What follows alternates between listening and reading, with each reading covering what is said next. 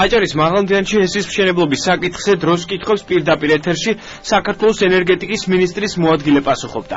ილია ელიაშვილი მიიჩნევს, რომ სამუშაოები კანონის ფარგლებში მიმდინარეობს და თუკი კანონდარღვევას აქვს ადგილი, მოსახლეობას ურჩევს ამ შემთხვევაში სასამართლოს მიმართოს.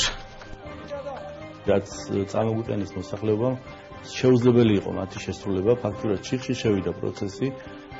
მინდა აქ ვთქვა, რომ ხა არავის არ სიამოვნებს, სწორედ გამიგეთ, ყველანი ადამიანები ვარ და რაღაცა თითქოს პერსონალურად წამოვიდა ჩემზე ესეთი აგრესია. ვერ გავიგე რატომ უნდა მოვიხადო ბოდიში და ესაა ჩემი გულის ტკივილი, რომ რატომ უნდა მოვიხადო ბოდიში. მე შეურაცხყოფ პიროვნული არავის არ მიყენები, ამას სრული პასუხისმგებლობით ვიძახი. აქ საქმე ეხება უნიშნულოვანეს პროექტს და აქ საქმე ეხება იმას, რომ ამ კომპანიას აბსოლუტურად გამაგრებული აქვს ზურგი კანონიერად და კანონები და შესაბამისად მოქმედებენ კანონით.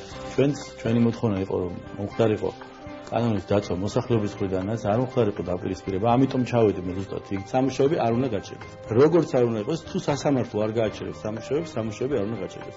ერთადერთი ძალა სამუშაოების ორი ძალა აზრობ სამუშაოების გაჩერებას.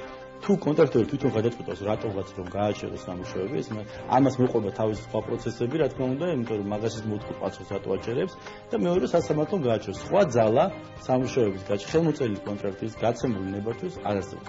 ამაზე ცალსახად უნდა შევთანხმდეთ.